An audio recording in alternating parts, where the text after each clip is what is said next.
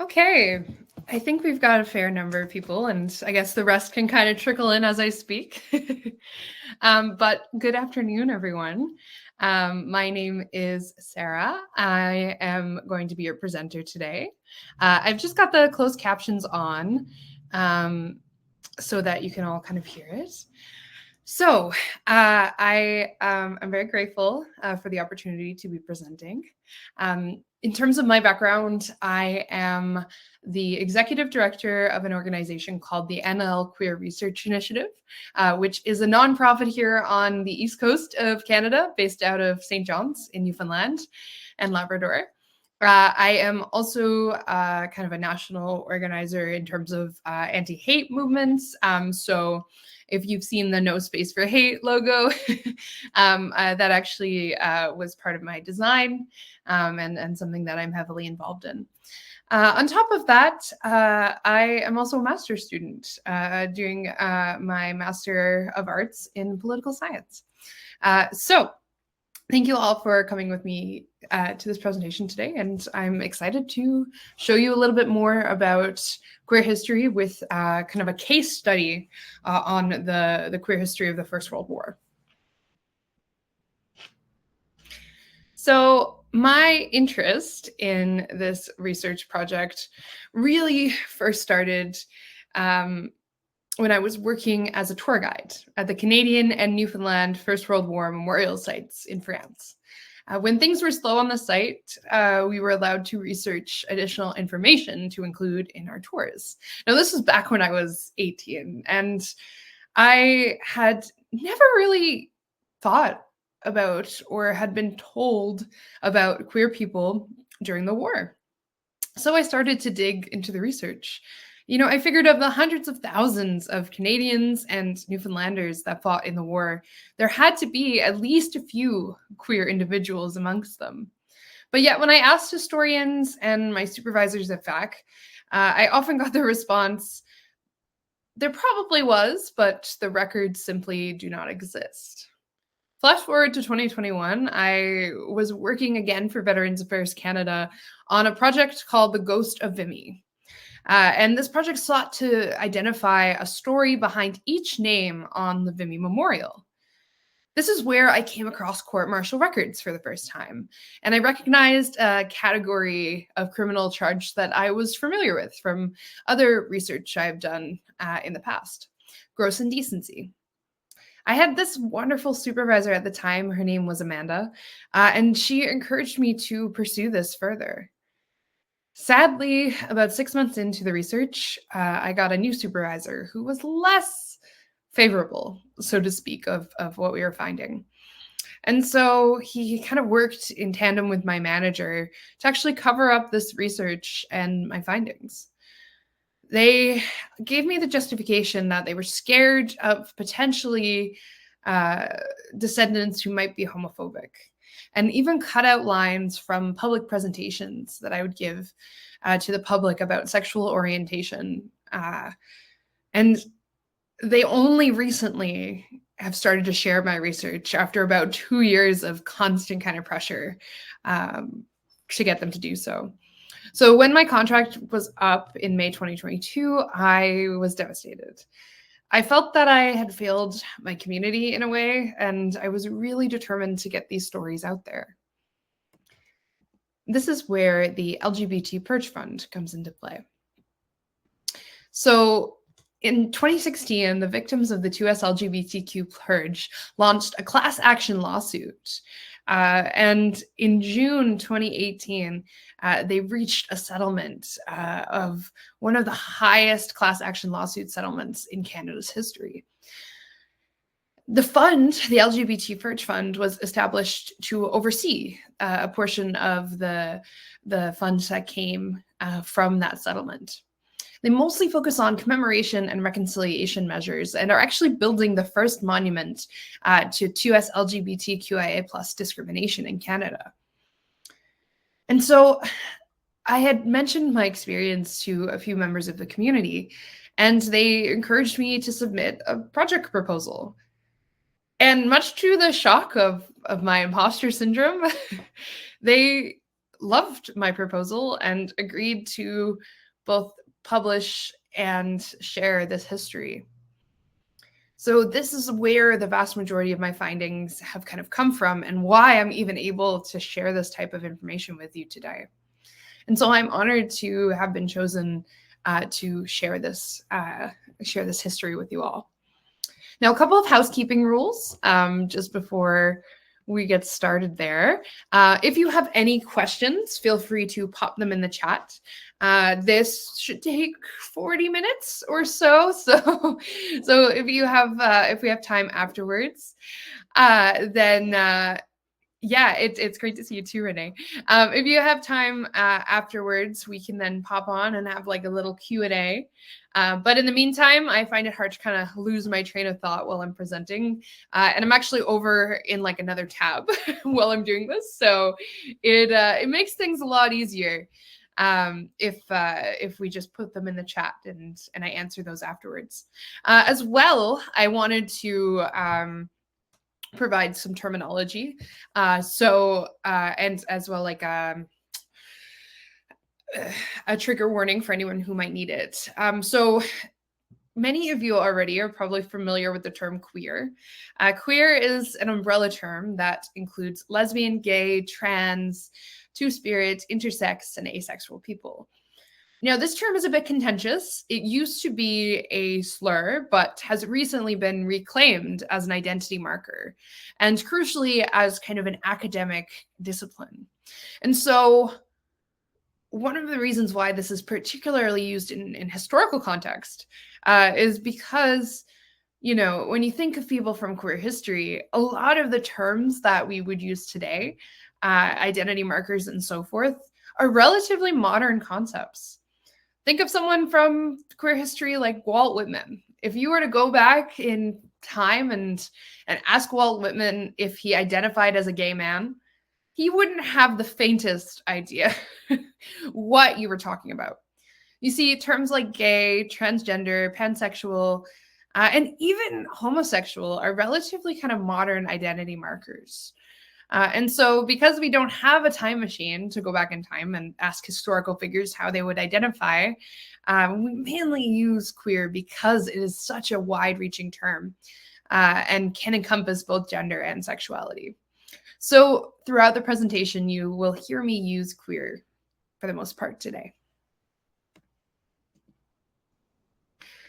Now, what did I find? In total, I have identified 21 men who fought in the Canadian Expeditionary Force during the First World War that were persecuted because of their sexual orientation. I've also identified 35 trials for gross indecency, and of that 35, 19 were for consensual queer relationships. As well, 4 men were dismissed during the war, and 12 men who were imprisoned because of their sexual orientation, simply because they wanted to fight for their country. This presentation today and a lot of the research that I do seeks to tell their long hidden stories. So this is kind of a crucial thing to understand, and also how my presentation today fits into the broader conversations that are going to be happening throughout this conference.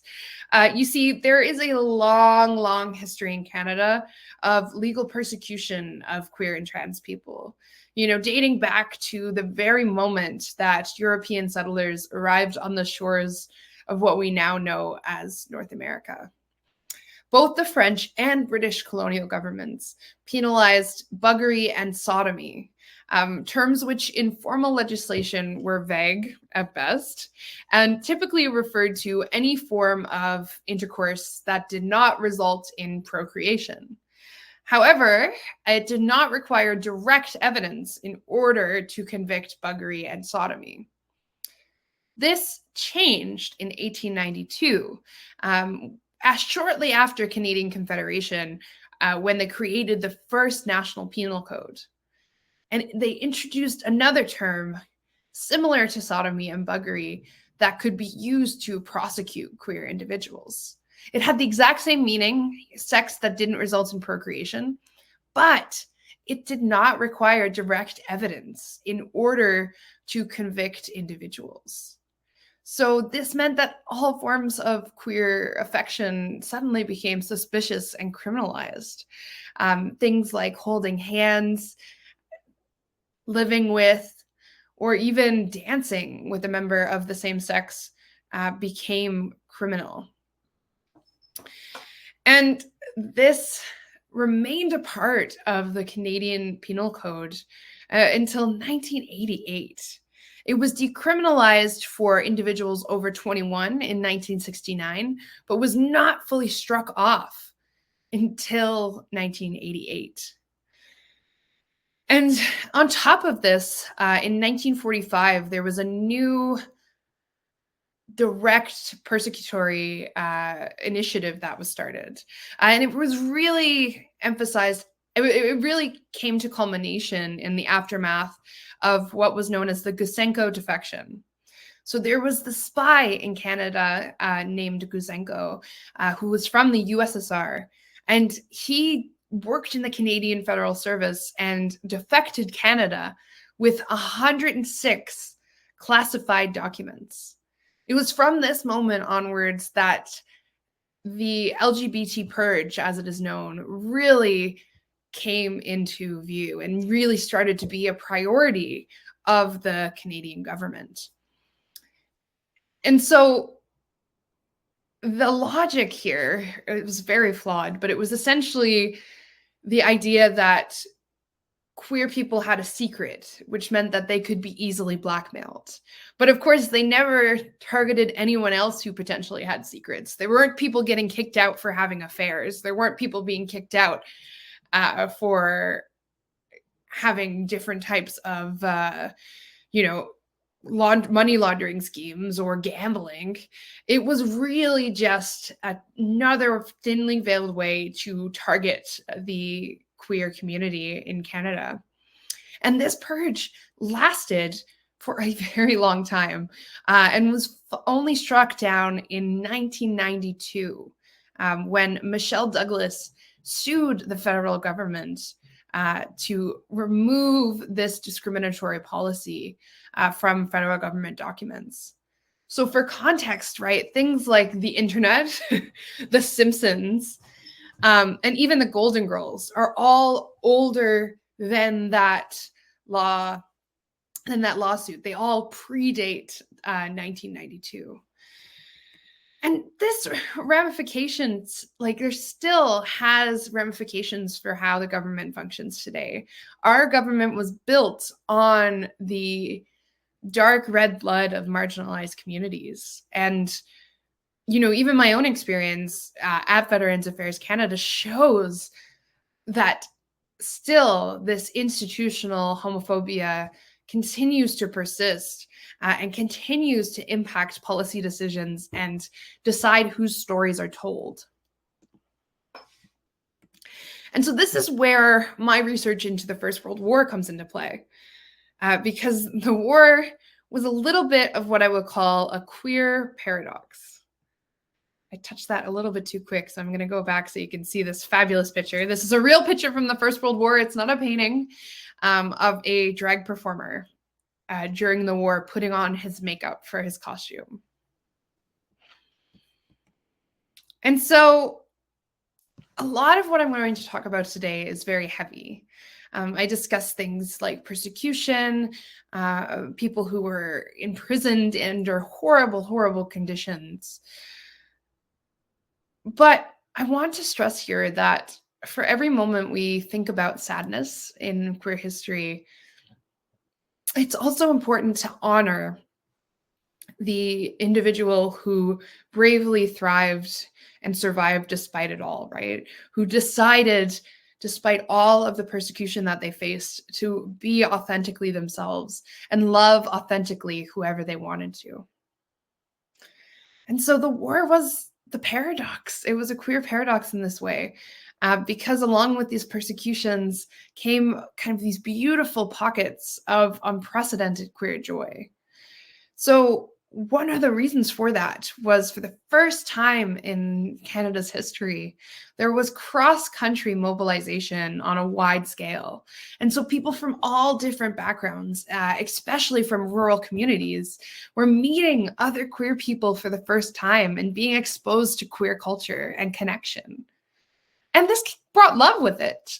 You can look to the story of Len and Cub, who are here on my screen, from Havelock, New Brunswick. They fought in the war together and were at several of the same base camps. There's pictures of them there together. And yet they managed to evade persecution. And this story, if you want to learn more, was done by Meredith Batt and Dusty Green, some amazing researchers from New Brunswick.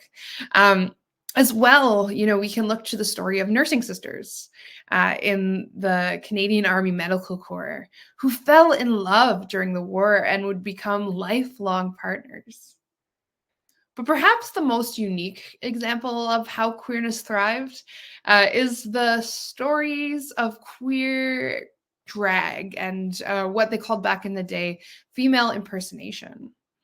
So while female impersonation wasn't inherently queer, it was one of the ways that queer individuals could openly challenge gender norms and be openly flirtatious with members of their same gender. And so in the Canadian Expeditionary Force, every division had at least 1 to 2 female impersonators in their concert troops. And there's even some fascinating stories of public displays of queer affection from the war. One such incident happened in Macedonia in 1917, where a Canadian drag performer named Kitty O'Hara, she was performing on stage, of course, all donned out in her drag, and she brought up her commanding officer and kissed him in front of the entire audience. Now, unlike the other stories that I've identified from the war, there's no record of Kitty ever being persecuted for this. And in fact, in the diary entry where this account was written, it actually showed that the audience was quite jealous that they too could not kiss Kitty.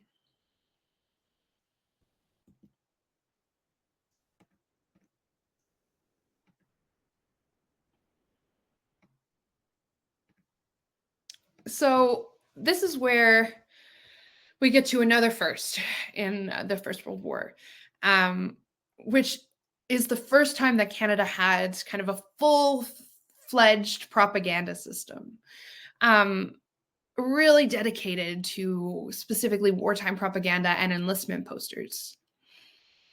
And what's interesting is that queer kind of was transformed from simply a criminal act to this idea of being disloyal and even German, if you can believe it or not.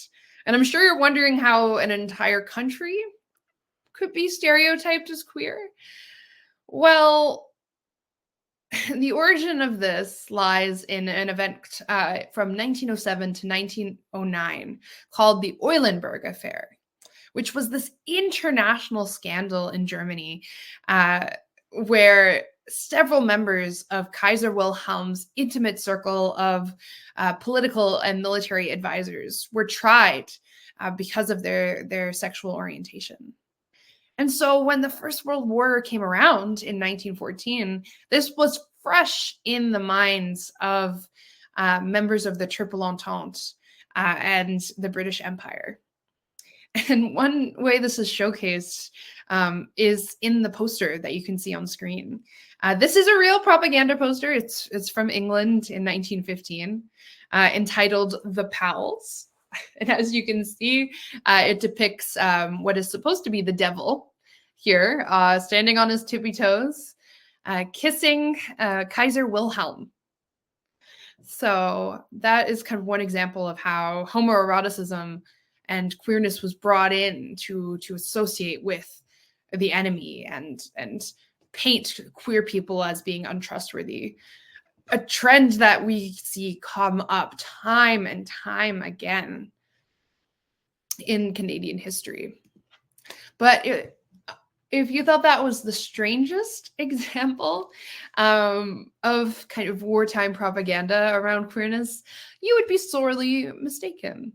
That honor, I guess, dishonor, goes to the famous Black Book that never existed.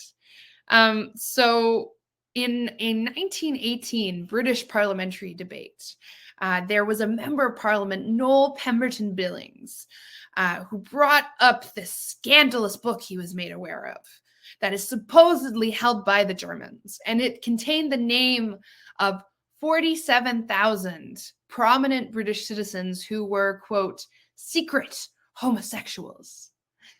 Now, in the 100 years since this claim was made, no such evidence of this book has ever emerged besides his claim. But it still did not stop this rumor from being circulated widely throughout the British Empire, including in Canada and in Newfoundland.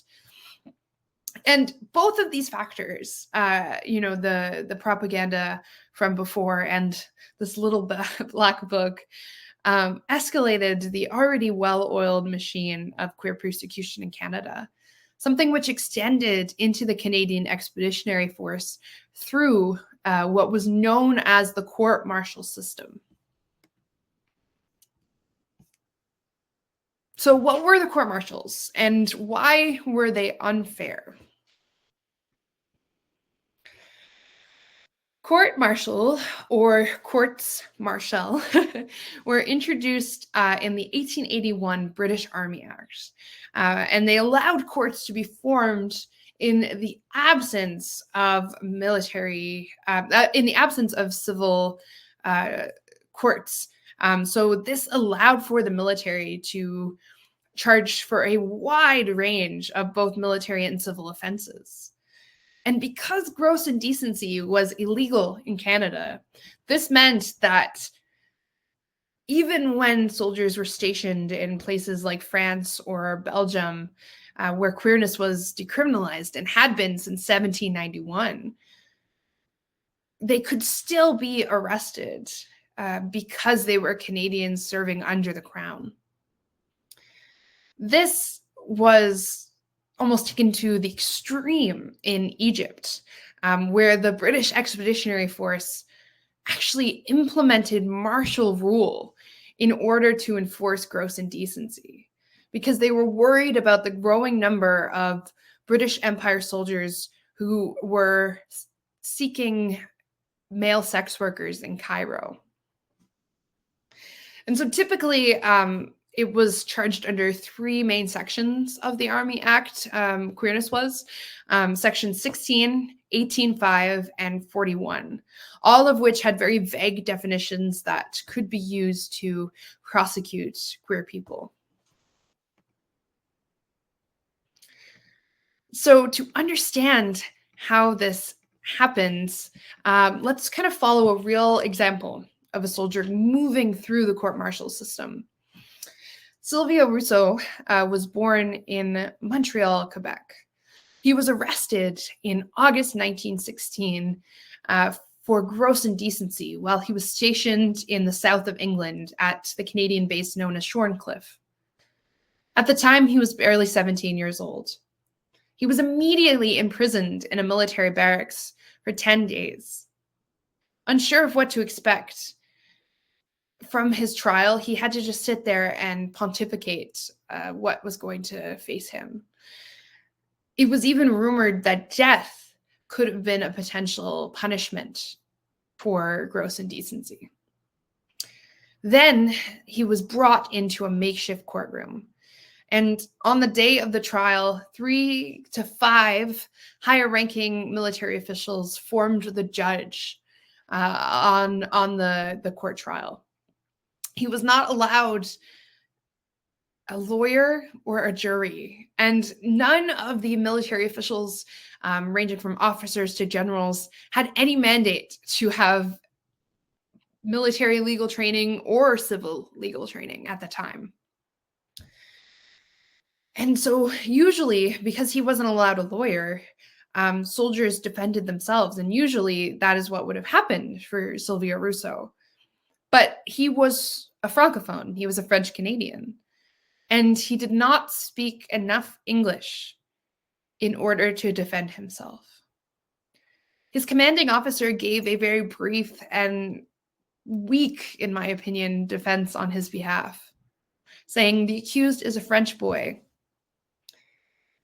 He is under military age and, in my estimations, is mentally unbalanced. Then witnesses described the most graphic, intimate details of his personal life. And he was sent back to his cell to await trial, to await the declaration of the trial.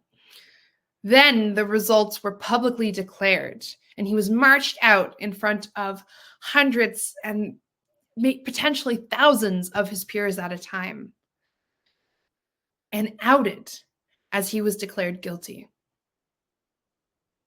He was given 90 days in military prison, and after he served that, he faced another sentence in 1919. And in order to avoid living through that again, he deserted the military, forfeiting both his medals and his pension.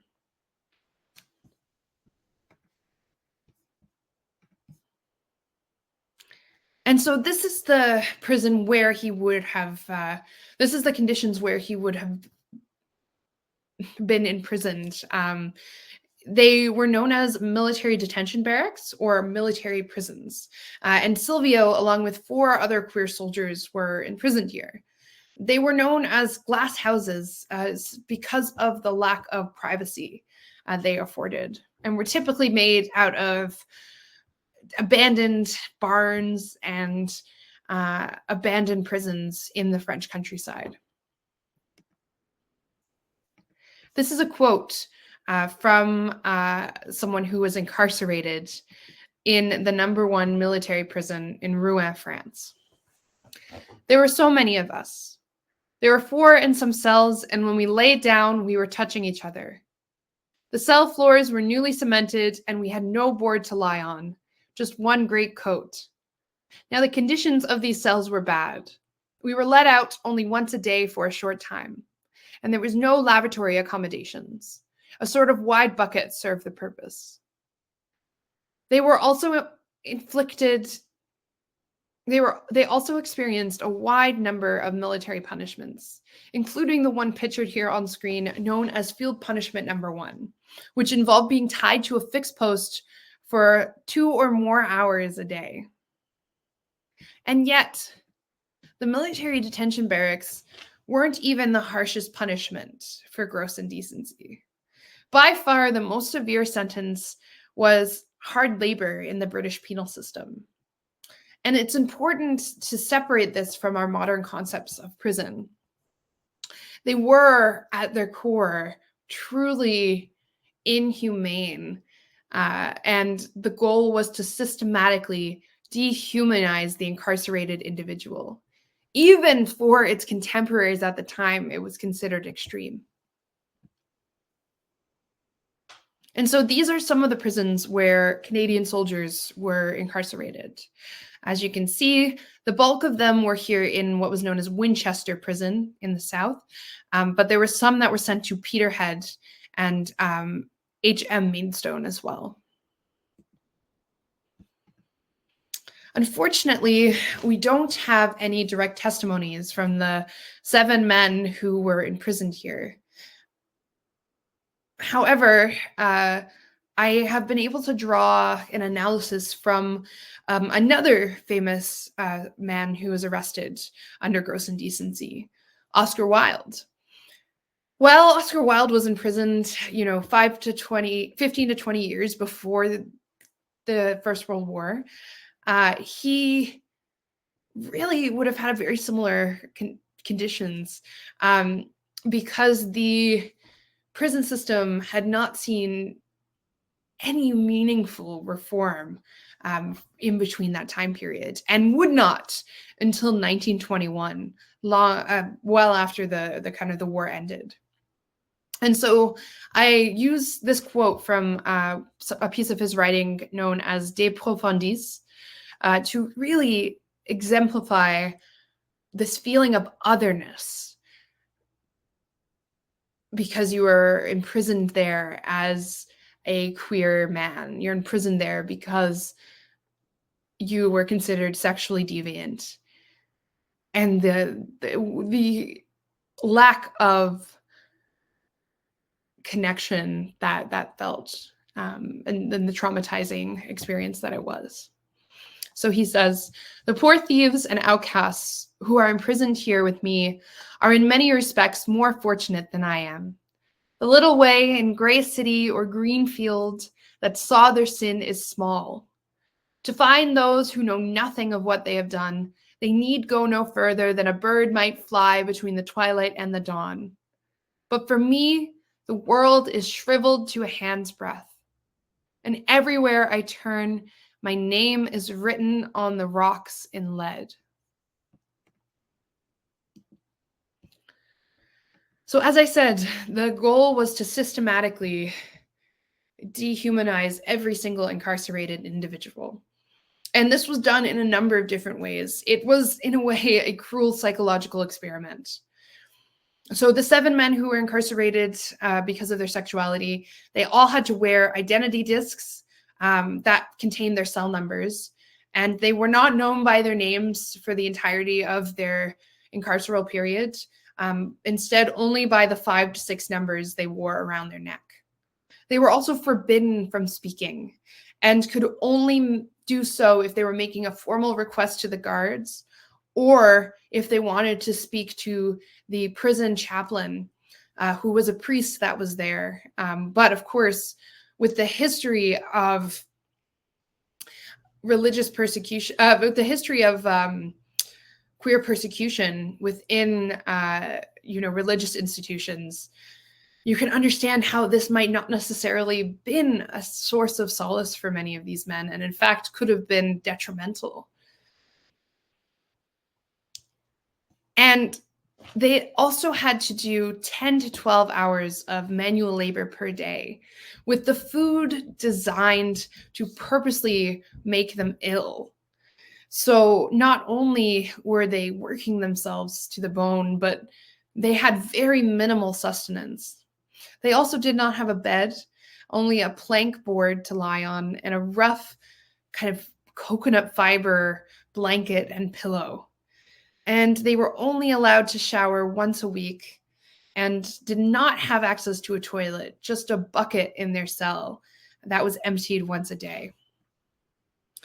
And while each prisoner would have experienced their own cell and would have had their own private cell, this did not guarantee any true sense of privacy, because the prisons were truly a panopticon, in its sense, in that at any moment they could have been watched by the guards, and the spy holes that were in every single cell made sure that they could never know when they were truly alone. As well, punishment was up to the discretion of the guards, and they often used violent means for the smallest offenses. Solitary confinement and even starvation diets were given simply for breaking small rules like sharing your food with another prisoner or breaking the mandatory silence that was imposed on them.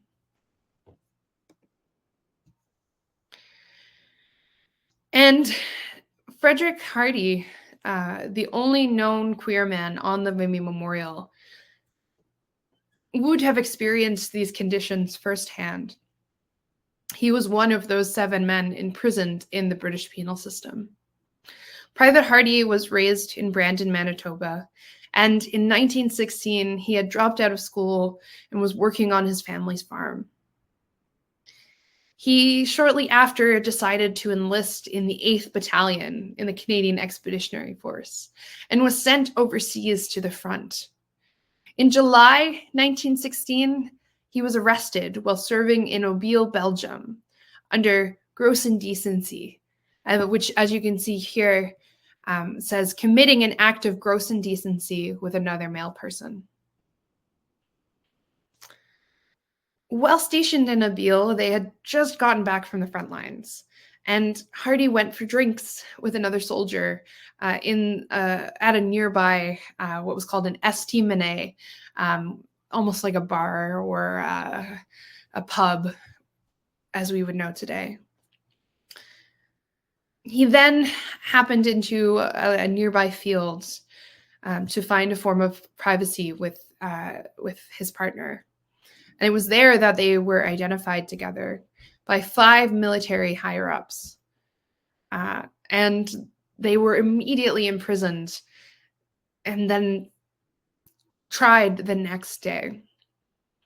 And so this young 17-year-old had the most private details of his life suddenly put on trial in a room full of his peers.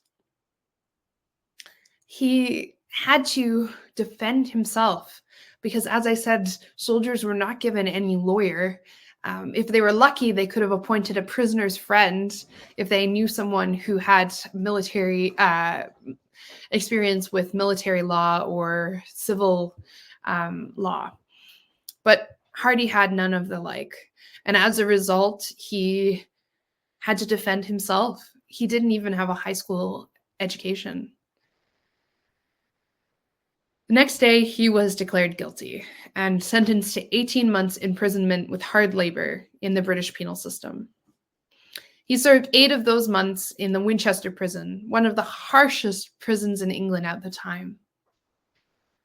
But in the wake of Vimy Ridge in April of 1917, Canada suddenly needed so many more men to join up. And as a result, he was called back to the front once again. And his sentence was moved to the end of the war. Frederick fought at Hill 70 in August 1917. And during that offensive, he died.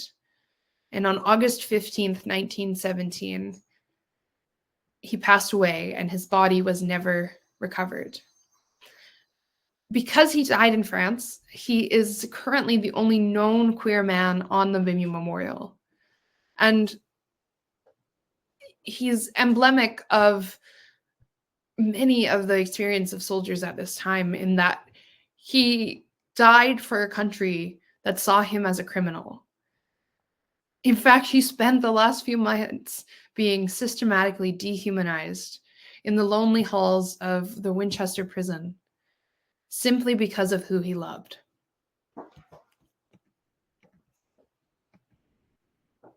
And there were other types of punishments too, like dismissals and reductions in rank. John MacDonald, whose file is pictured here, is an example of that. He was from Truro, Nova Scotia, and was arrested by local police in the UK near Winchester. When the Canadian Expeditionary Force found out about his arrest, he was dismissed for, as you can see on the file, being, quote, an undesirable.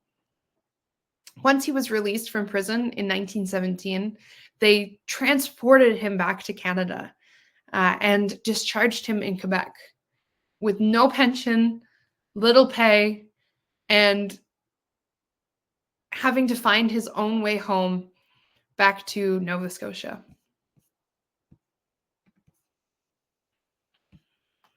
One of the examples of how rank came into play here is really emphasized through Major Baron Osborne, who was arrested with another soldier. Both of them were higher ranking officials. So Baron Osborne was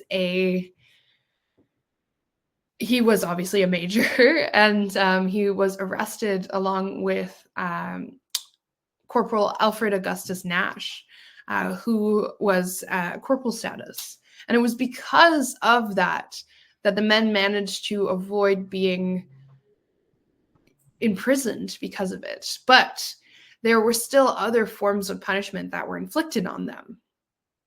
And so in the case of Major Baron Osborne, he was sent back to Canada. And this would have been extremely considered under military culture very taboo, and would have been an informal way of punishment to not be on the front lines again. In contrast, Corporal Nash was demoted and sent immediately to the front lines, where he became grievously injured while fighting at Vimy Ridge. And it was shortly after that that he met his wife, Irene, and they moved back to Canada. Him and Baron were separated an ocean away. And we don't really know if they ever reconnected or met after that. Following the war, Major Osborne moved back to his home country of England and settled down in Bristol in England, where he became a veterans' rights advocate and died in 1935. Even with the enormous privilege that they possessed, they were not spared from this and were not spared from the persecution.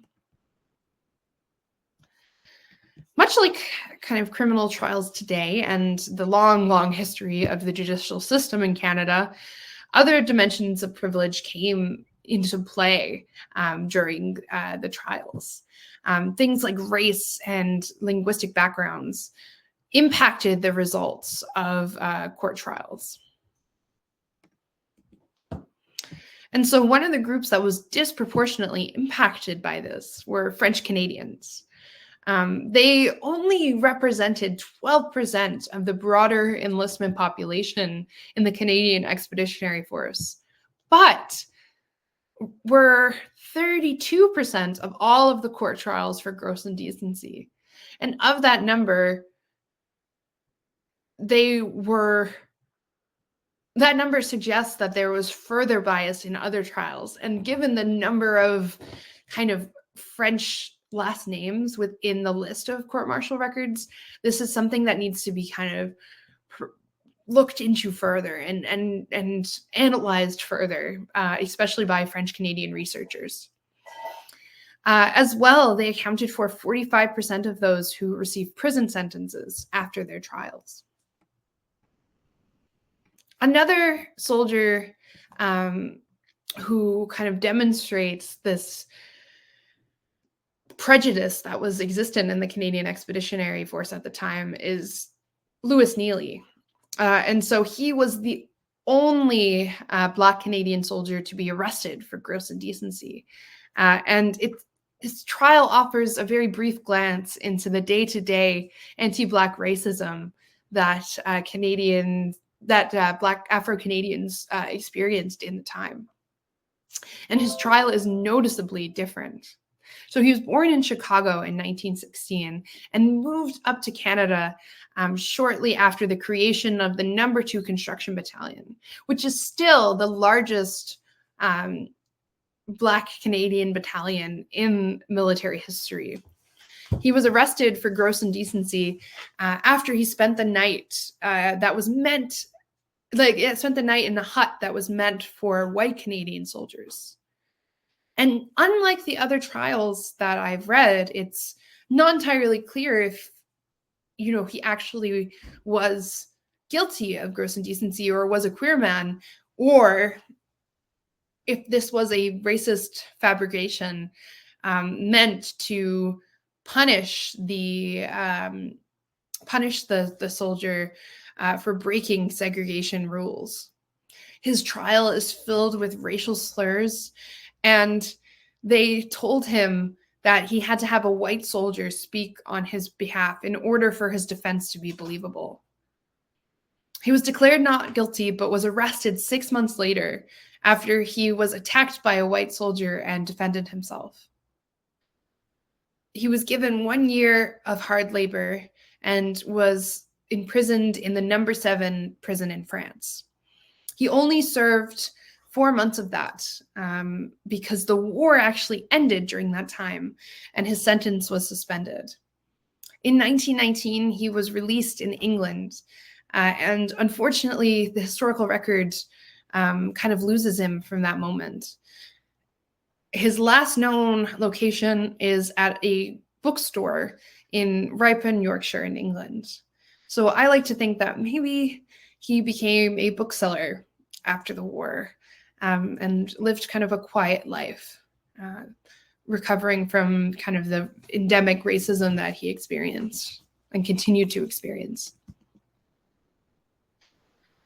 So, what I really want to emphasize here is that broadly, all of these, policies, be that gross indecency legislation, the court martial system, or even when we flash forward to the LGBT purge, all of these things are meant to scare queer people into the closet.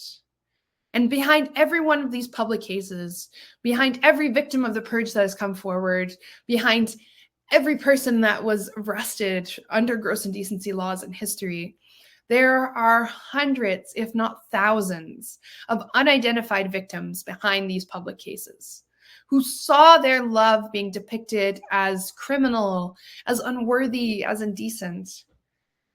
And it kind of breaks my heart to think about, because the LGBTQ community has exorbitantly higher suicide rates today. So imagine back then how much higher those numbers must have been. And while we don't have the exact names or numbers of who were impacted, it's incredibly, incredibly important to recognize them nonetheless. And Ross Hamilton experienced this fear-mongering firsthand. He was one of the most famous performers from the war. He was born in Pugwash, Nova Scotia in 1889. And after high school, he moved to Montreal, where he worked as a clerk and dabbled in amateur theater. In 1915, he enlisted in the Canadian Army Medical Corps as an ambulance driver. And on the lead up to Vimy in 1917, he became a female impersonator and created his drag character of Marjorie. And so he created her costume out of tent canvas, beads from rosary beads, and feathers from pillows.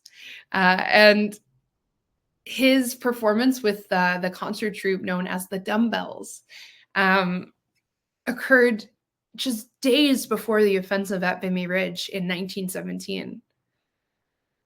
And from that moment on, they were a smash hit. They traveled all around the Western Front, performing for soldiers on the battlefields. There was even one story of an officer who snuck backstage to try and ask Marjorie out on a date. As Ross kind of climbed out the back window, his colleagues had to let the poor officer know that Marjorie just wasn't his type. After the war, he toured North America, performing for the King of Belgium in the Colosseum in Rome, and the group even did 6 weeks on Broadway. When the Second World War came around, he enlisted again and performed Marjorie, this time as a middle-aged opera singer. But in 1942, he was outed to his superiors and was quietly discharged for reasons other than medical. A charge commonly given to queer soldiers at the time. But this didn't stop Ross from living his best life. He spent his retirement between his hometown of Pugwash and Truro, Nova Scotia, and became a pillar of his home community. He died in 1965, and his legacy has largely been covered up since. But we're trying our best to continue to fight to get his recognition too. So I'm sure you're wondering, you've stuck with me for almost the full hour now. Why does this matter? How does this story fit into the now? Well, I am a big believer in the role of history in the present, in the role of these historical institutions and how they impact our modern government. I received this tweet from kind of a notorious homophobe here in St. John's a while back. And she said, well, you can get married. You live in Canada. Like, shut up. You're no longer oppressed. And, I'm almost jealous of the ignorance in that comment because I wish it was true. I imagine her words lifting queer bodies from their unknown graves, dusting our history from these attics and basements across Canada. I would love for our histories to be told in history class. It would be incredible to have this conversation be a part of the mainstream narrative of the First World War. But that's not a reality. And in fact, even the ability to tell these type of stories are under threat across Canada and across North America at large. In Frederick Hardy's hometown in Brandon, Manitoba, he was essentially, in the town that he grew up in, they essentially have had a movement to ban conversations around the 2SLGBTQIA plus community in schools. So this means that this presentation I gave today could never be given in a classroom if they were to succeed in his own hometown. We are seeing these stories start to become covered up again, and it's crucial to keep fighting for our right to tell them, because not only does it fight this idea that queerness is a new thing or something you can be indoctrinated into, which is nonsense, because these people lived in a time when it was so incredibly difficult to be queer, and yet they decided to live openly as themselves. So with that note, I'm going to give you all homework, because we all have a part in this and getting the story out there. So you can share the report, which I'm going to put in the chat, with your colleagues, with your friends, with someone you meet on the street talking about the First World War. You can also call on your representative officials to formally recognize this history and ask them to finally tell the story of Ross. My dream is to have a drag queen on the Vimy Memorial, but we're far from there yet. You can also actively challenge these heteronormative narratives around the First World War. Because I can tell you, when this article first came out, people were angry. I've gotten hundreds of death threats. I had one guy try to find my personal email by contacting my boss because he asked on LinkedIn. So this in itself shows the power that it has, and the power that you can have in actively kind of changing these cultural narratives and challenging the space that the First World War occupies in the minds of the far right. But above all else, you've already done one of the most important things that we can do today, which is remember them.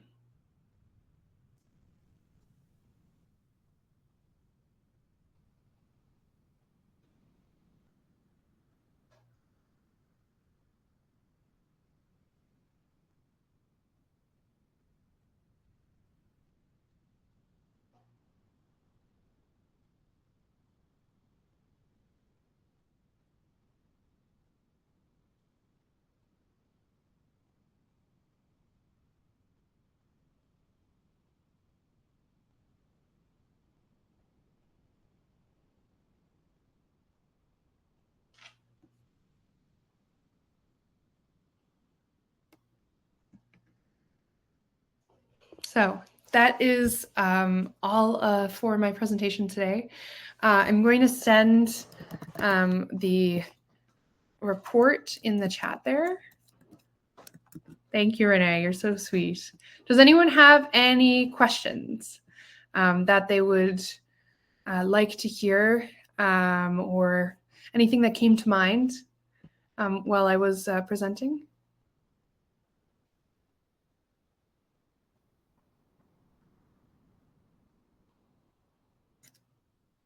Okay, amazing. I have till I have 15 minutes, right? I think I've timed it right. Potentially not. Oh, okay. Well, I'll leave it to questions, but I'll put my email in the chat. And I'll stick around. Like I'm pretty free tonight. And if anyone has any questions, you can send me an email. But I can also stick around for about 5 minutes and answer anything. I believe I'm able to like let you talk, but I don't know how to. Okay. Yeah. So if you request to talk, I can do that. Or if you put it in the chat, I can also answer. Oh, how do we get this included in the curriculum? That's a great question. I mean, the big thing is kind of talking to your local governments. So, it's about getting the story out there in the first place. So reach out to your provincial government and say, hey, I read this cool report. Can we somehow include this in the First World War curriculum?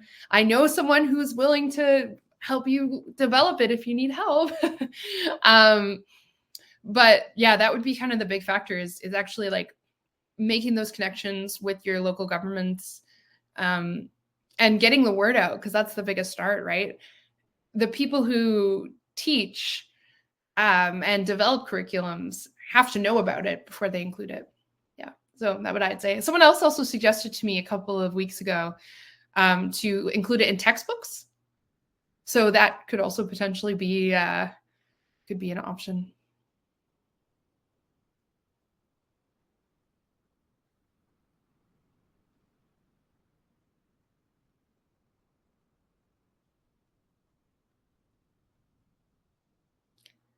Well, if we have a couple of minutes while people are thinking of questions, do you want to hear Ross Hamilton sing?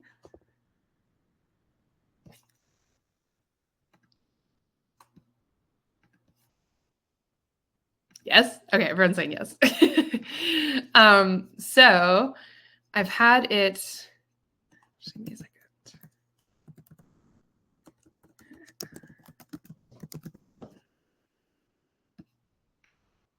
So obviously, if this is being recorded, you might have to cut this part out of the recording. If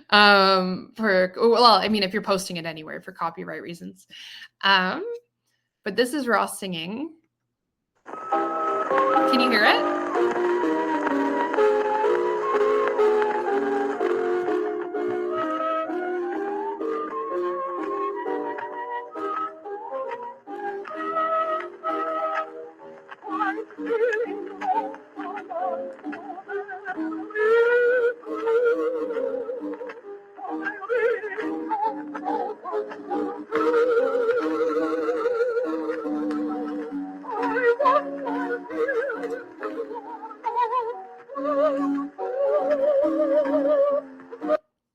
So that's Ross singing, but my personal favorite, he sings on this one too, it's kind of a bop. So I'll lead us out. I shouldn't say bop. That's not very professional. You know what I'm saying. This one's my personal favorite. Well,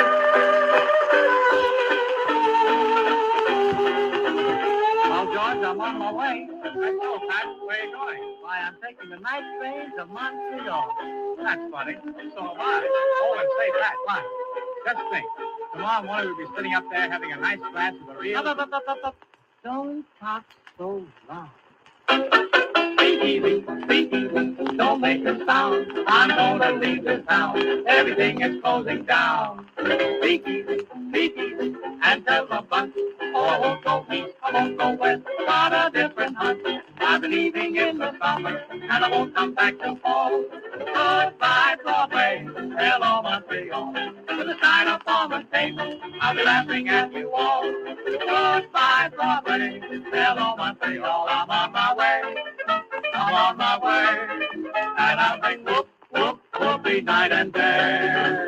Anytime my wife wants me, you can tell her where to call. Goodbye, Broadway. Hello, Montreal. Yon-mo, I think I want to drink. Yon-mo, there's water in the sink, the sink, the sink, the sink, the sink, the sink, the good old rusty sink. But who the heck wants water when you're dying for a drink?